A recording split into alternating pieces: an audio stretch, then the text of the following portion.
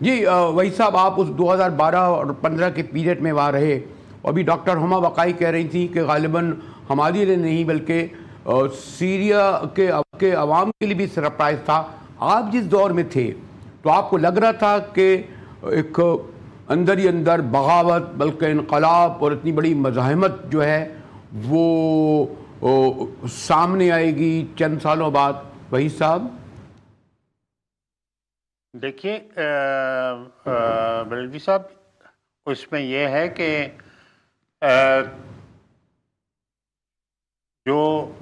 Syria میں یہ شروع ہوئی، میرے سامنے یہ سب چیزیں ڈیولپ ہو رہی تھی، تو اس میں بہت سے اپس اینڈ ڈاؤنس آئے، جس میں کچھ یہ تھا کہ کبھی ایسا لگتا تھا کہ یہ گورنمنٹ صبح نہیں دینا نظر آئے گی، پھر اس کے بعد بہت زیادہ مضبوط نظر آئی، تو یہ سارا سٹیپس چلتے رہے۔ اور اس کے بعد یہ ہوا کہ یہ فورن جو فورسز تھی، جس میں ایران اور رشیا اور چائنا، یہ ان اے بگ وے سپورٹ کرنے لگ گئے بشار الاسد کو، کیونکہ American U S on the other hand جو ڈکلیئر کر چکا تھا کہ ہم رجیم چینج چاہتے ہیں سیریا میں۔ تو یہ جو چیز ہے، یہ چیز ایک کانفلکٹ کی صورتحال تھی بگ پاورز کے درمیان۔ ایک قسم کا ٹریو تھا، یعنی جو ورلڈ میں دو سائڈز جو ہیں اس ٹرائیپوڈ کے، اس ٹائپ چائنا اور رشیا ایک طرف تھے اور یو ایس اکیلا تھا۔ تو اس صورت میں وہ چائنا اور رشیا کا پلہ بھاری ہوتا گیا اور بشار الاسد مضبوط سے مضبوط ہوتا چلا گیا۔ اور لیکن اس کے بعد اب یہ جو ہوا، یہ ایک ڈیزائن کا حصہ ہے جس میں اسرائیل کے ارد گرد کوئی بھی ایسا ملک یا ایسی فورسز نہیں ہونی چاہیے جو اسرائیل کی سیکیورٹی کو خطرہ بن سکیں۔ اس لیے یہ ملک جو ہے، یہ کمزور ہونے کے باوجود ایک قسم کا یہ ایک آزاد فورن پالیسی رکھتا تھا، ایک آزاد عرب نیشنلزم کا داعی تھا، اور اسلام اور اس عرب نیشنلزم کو جو ہے پروموٹ کرتا تھا۔ وہی صاحب، میں ذرا سا شاید زیادہ وسیع کر رہا تھا، لیکن کچھ جو ابھی پڑھ بھی رہا تھا، بلکہ کچھ اس طرح تقسیم ہوئی ہے کہ امریکہ، اسرائیل، سعودی عرب اور ترکی ایک بلاک کی شکل میں آئے، دوسری طرف رشیا اور ایران، اور سم ہاؤ کہتے ہیں فلسطینی اسٹرگل کو بھی دھچکا لگا۔ تو یہ جو ایک ڈیوائڈ ہوئی ہے، یہ پتہ نہیں کس حد تک آگے جائے گی؟ کیا بشار الاسد، کیونکہ روسی وہاں پر بہت بڑی تعداد میں اڈے بھی موجود ہیں سیریا میں، وہ ان کے ہاتھ لگیں گے؟ یعنی یہ جو موجودہ قائد ہیں، ان میں کتنی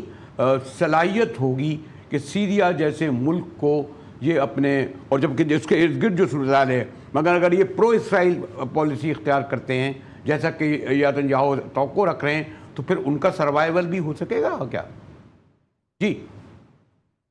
دیکھیے، یہ جو سیرین اپوزیشن ہے، اس میں ان کی کوارڈینیشن اسرائیل کے ساتھ بہت زیادہ تھی۔ جب میں تھا، ایسی بھی مجھے اطلاعات تھی اور میں فرسٹ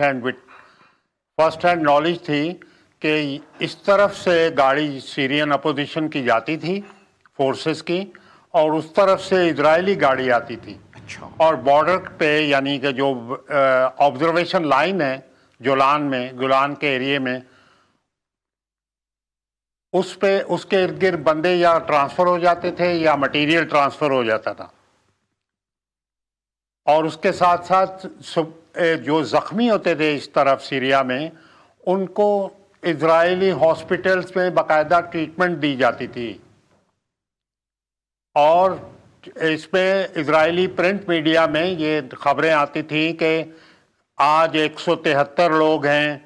آج 200 لوگ ہو گئے جو سیریا سے آئے ہوئے ہیں جن کو ٹریٹ کر رہا ہے۔ تو یہ اس طرح کی کوارڈینیشن بہت زیادہ تھی، جبکہ وہ بظاہر نظر آ رہا تھا کہ اسرائیل کہتا ہے کہ ہم غیر جانبدار ہیں، ہم اس میں انٹرسٹ نہیں لے رہے، لیکن ایسی بات نہیں ہے، وہ انٹرسٹ لے رہے تھے۔ ہاں جی، سامنے جو فورسز اس وقت کام کر رہی تھیں وہ تھی جو پیسے سپلائی کر رہی تھی، دے رہی تھی، وہ تھی سعودی عربیہ اور قطر، اچھا، اور ان کے فیوریٹ یہی تھے جو محمد جولانی، اس سے پہلے نصرہ فرنٹ بنایا جو کہ آئسس اور القاعدہ کا باقاعدہ آف شوٹ تھا۔ وہی صاحب جو نثار صاحب بات کہہ رہے تھے کہ غالباً دنیا میں جو بٹ اولڈسٹ یعنی ملک شام کو دمشق ہم تو شام کہا جاتا ہے اور انٹیکٹ بھی رہا، باقی جگہ اب تو خیر میں خود وہاں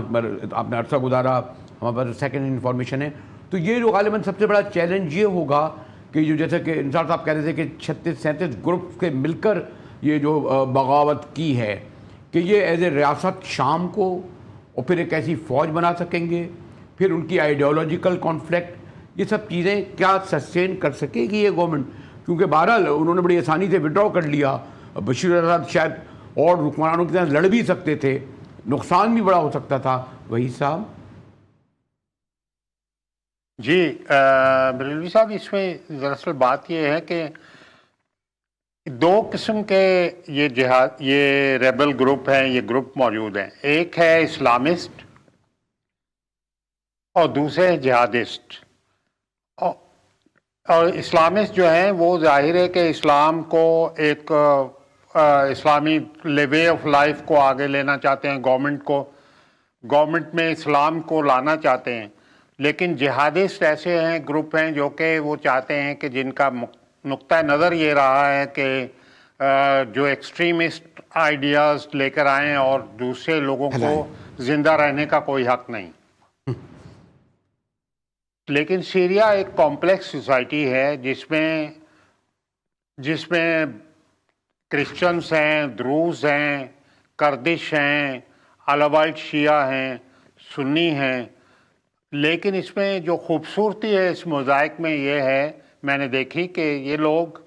آپس میں جب سوشل ایکٹیویٹیز کرتے ہیں تو ان کو یہ معلوم نہیں ہوتا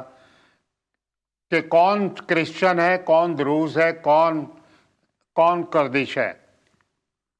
یہ ایسا صرف وہ ایکسنٹ سے تو پتہ کر لیتے ہیں یہ کردش ہے، یا نارتھ کا ہے،